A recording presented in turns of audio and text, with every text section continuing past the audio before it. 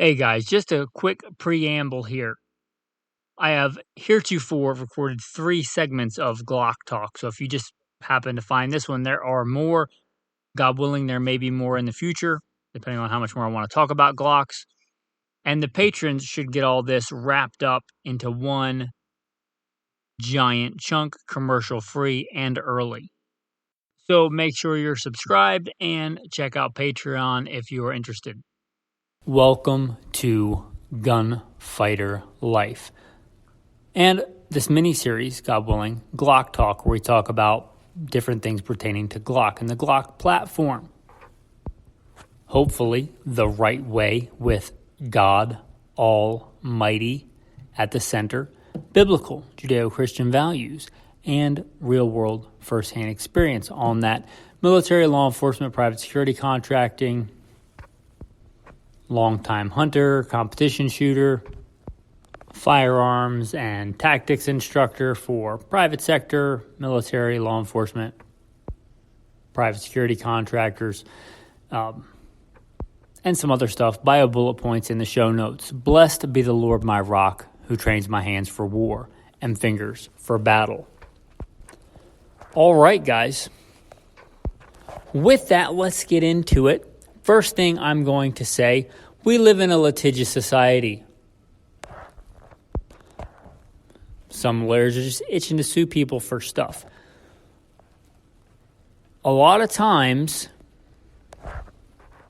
they will look for things that are irrelevant. They could pin you on or sue you on. And this is an area where we should at least discuss this today. Now, I honestly don't think it really matters. If it's a good shoot, it's a good shoot. But, you know, your district attorney, depending on how liberal a place you live in, or, you know, other attorneys may feel differently based on trigger modifications. But you do, at least potentially, open yourself up to added liability if you modify the triggers on your guns. Many times the manufacturer will even stipulate, we do not condone this, we do not recommend this, this is not approved for duty use or duty carry if you modify your gun in this way. Not to mention voiding a warranty or whatever, but that's not a big deal. But I'm just letting you know that this does open you up to some liability. Now, that said, I don't really care. I'm going to fix problem number 1 first. And problem number 1 is somebody's trying to kill me, and I'm morally justified in stopping that behavior, let's say.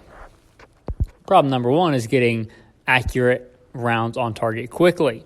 Trigger modifications help with that, especially with a Glock that has a trigger like, you know, dragging a piano down a gravel road, just gritty and grimy, and then eventually something breaks and something happens. That's pretty much a Glock trigger. It's horrible compared to a good trigger. So with that, I'm going to fix problem number 1 first, but I'm also not very risk averse. Right? I'm a professional gunfighter for a living, have been for a long, long time. I joined the Marine Corps when I was 17. I'm in my 40s now. By God's grace, made my way in this world, large chunks with a Bible and a gun. I'm a professional gunfighter. That to say, I'm not risk averse. Sometimes, much to the consternation of my wife. But I have to remind her sometimes that, baby, you're super hot. Like, you could have married an accountant if you wanted to. You married a gunfighter. You married a fighter in general. That's the kind of man you're attracted to. That's the kind of man you got. That's who I am. So if I'm not super concerned about somebody trying to kill me day to day in the line of work that I'm certainly not over concerned about some lawyer somewhere, whatever. But you do open yourself up to liability. I just wanted to put that out there. The first thing I'm going to talk about on trigger modifications, the old standby, ye oldie Glock trigger modification, the old minus connector. So mentioned because it usually has a minus marked on it. It's an OEM factory Glock part.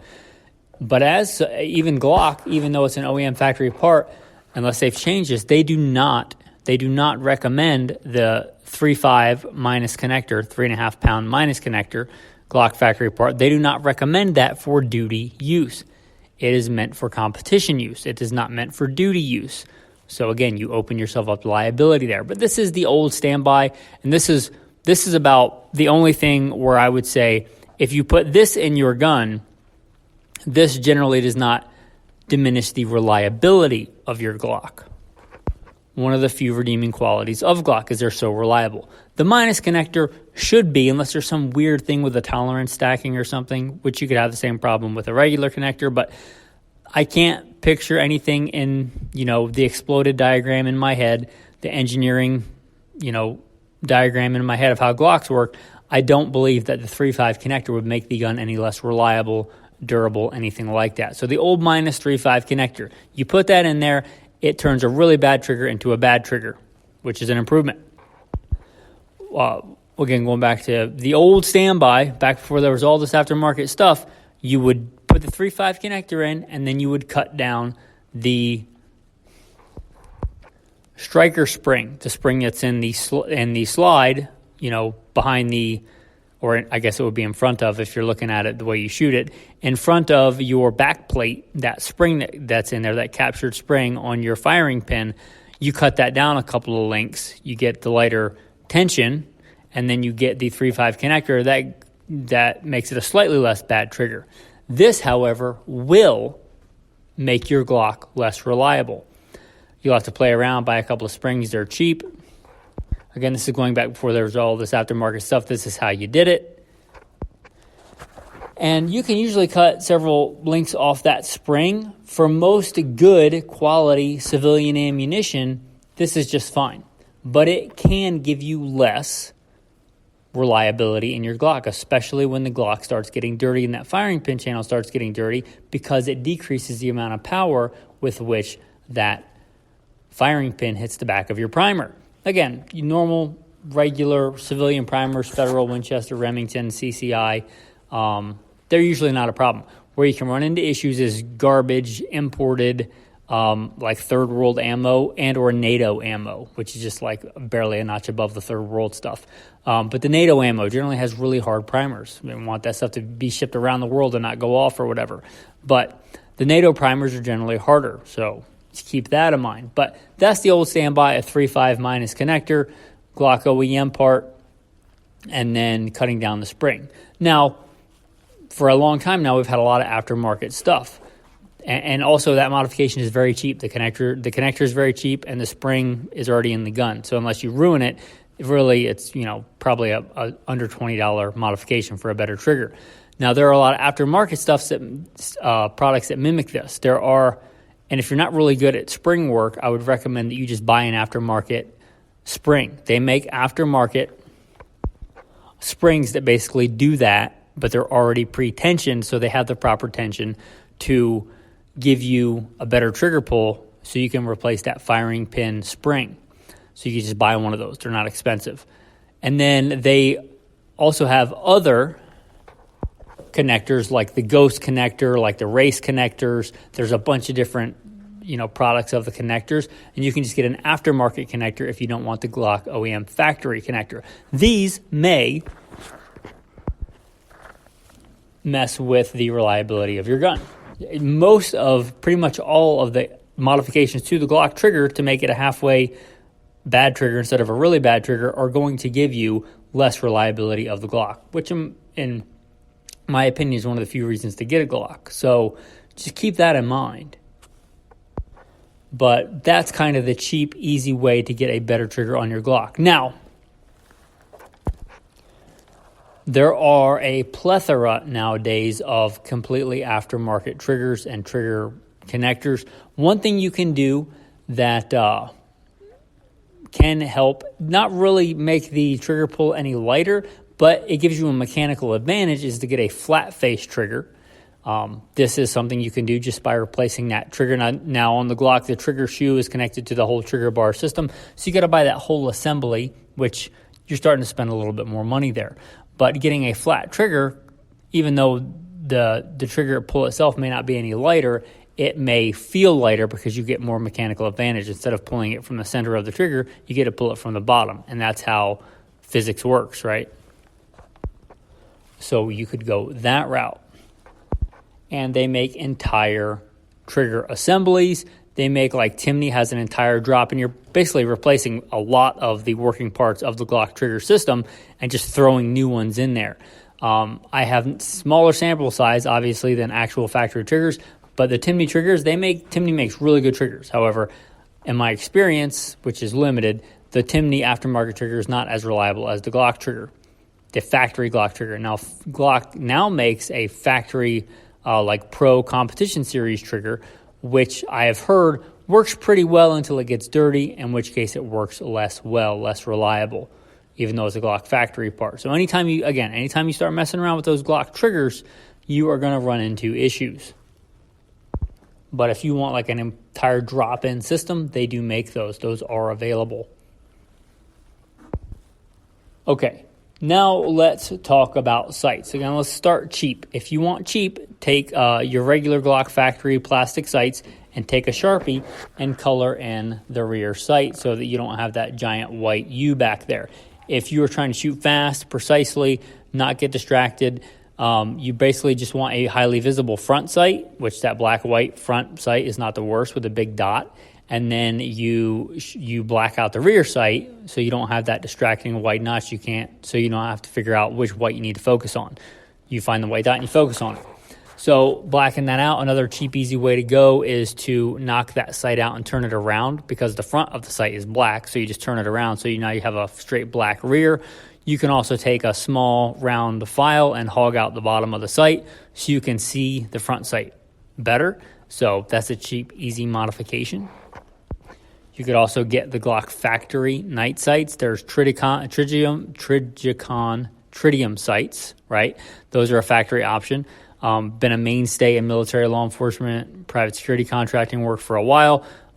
It's what I have on my duty gun. They're okay. They're not great. If you're going to do that, do the same thing. Take a Sharpie to the back. You don't want the 3 dots. You want 1 dot in the front. And if you want to be able to see the sights at night, you can still put the Sharpie on the back. They just cover them up during the day. At night in the dark, you can still see the rear sight. It's just less bright than the front sight, which is a great thing if you're trying to figure out which dot is the front sight, which if you're shooting fast or drawing one-handed or any number of things is a real thing. So the factory option night sights, they're also, I don't know if they still offer it, but they at one point offered a N.R.A factory night sights. So these are better in my opinion. I love Trigicon, but I think the N.R.A sights are better in this instance. They also, going back a long time when I was running Glocks heavily, they make the tritium fiber optic sights. These are really good. These glow in the day or the nighttime, whereas the tritium ones, they just glow at night. And even the Ameriglow ones, they just have a really bright front sight, which is fantastic, but it doesn't glow in the day. The tritium fiber optic has a big fiber optic pipe, and then they have tritium underneath that illuminates it. Day or night, it's really bright. These are fantastic if you're going to run iron sights and you want to run iron sights fast. These are really, really good. The tritium day-night, the fiber optic tritium day-night sights, these are fantastic. I believe those tritium and fiber optic are True Glow. Now, the other sights I was going to recommend, I don't think they make anymore, but they're phenomenal if you can find them on eBay. They're diamond Glock sights, not like made out of actual diamonds. Yes, that is a thing that exists, I think, but they're shaped like diamonds. Like the front sight is a giant diamond, like a square turned on its end, so you can use the pointy part for precision shooting, but the big mass of the sight for speed work. These are phenomenal. They're great Glock sights. I just did a quick search. I can't find them, so I don't know if they still make them. But if you can find them on eBay, you just look up, like, search images of Glock diamond sights. A big diamond in the back. It's usually green or orange, and then the smaller diamonds in the back. These are phenomenal sights. Again, if you want both precision, as much precision as you're going to get with a Glock, and with sights, with iron sights anyway, and then the rear diamonds. This is a phenomenal sight. Again, you might have to find them on eBay. So I'll move on from that. Other really good ones in the classic standby, if you're trying to tailor your gun to a specific load with iron sights, this goes from way back in the day, USPSA, IDPA shooting, Dawson Precision. If you're into competition shooting, you probably know Dawson Precision. If you are not, then you probably don't. But they have good sight sets on there. You can get their prearranged sight sets, but what you can do is get specific different heights in different front sight posts. And what you do with this is you get a flat rear, which is a flat black rear, which is great. Then you get a front fiber optic sight at the height that you want. And how you do this is you start out with a front sight, then you shoot it. Like let's say you want to shoot 147 grain, Winchester Ranger T.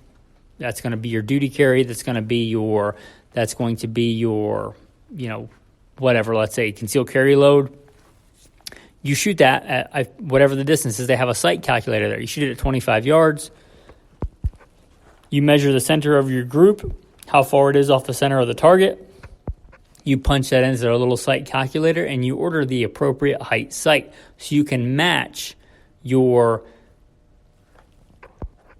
load to your iron sights. This is kind of a big deal once you start getting past I'm just trying to struggle to hit a silhouette target at 25 yards, but you want to be able to precisely put your concealed carry load, your duty load, or your competition load exactly where the center of that iron sight is. So if you want to be able to do that, then that Dawson Precision Sight Calculator and Dawson Precision Sights are fantastic for that. So if you're looking for really precise iron sights tailored to a specific load, then that is going to be a really good sight set and a really good sight system and calculator. And again, that's Dawson Precision. Now, it's 2026, so let's talk about optics. I am really, really not a fan of the Glock MOS system. It's really bad. If you want to mount an optic on your Glock and it's not the brand new Gen 6, I would recommend that you just take the standard Glock and get it cut custom for whatever optics footprint you want, whether that's a Trijicon RMR or a Trijicon RMR or a Trijicon RMR. Or, to be fair, Delta Point Pro is a pretty good cut as well. But if you're getting it cut custom, get it cut so the Trijicon RMR bolts directly into it with the biggest, beefiest screws you can get, direct mount. That way you're not mounting, a flimsy plate into a flimsy mounting system and then mounting the optic in there. You're just direct mounting that system. So if you want that or a Delta Point Pro, just get it cut directly to mount directly into the Glock. Pay a machinist to do it and just get it done and be done with it. I do not recommend for anything other than maybe you just want to try out an optic, but you're not really going to do anything serious with it for a while, the MOS system. The new Gen 6 system, I have only played with the Gen 6. I don't own a Gen 6. I have not run one on duty or competition, so I'm not going to comment on that optic system. It almost certainly is going to be better than the Glock MOS system, though, because I can't imagine it being any worse. So optics mounting. Again, if it's not the brand new Gen 6 optics mounting system, probably just get a direct cut for that optics mount that you want, that footprint. Okay, so I'm going to kind of go in the reverse here at the end. We talked about modifications to your trigger that may make the gun less reliable. Okay, I'm going to talk about modifications you can do to make your Glock more reliable. Yeah, believe it or not, despite marketing hype or whatever YouTube glitterati gun tubers tell you, Glocks malfunction, absolutely break. There are some things you can do to make a Glock more reliable. The one thing I would say is stay away from Cerakoting. A lot of people will take their good Tennifer coated slides to their Glock and have them Cerakoted. Do not do this. The tolerance stacking, the firing pin channel dimensions, all that stuff is spec'd for the Tennifer.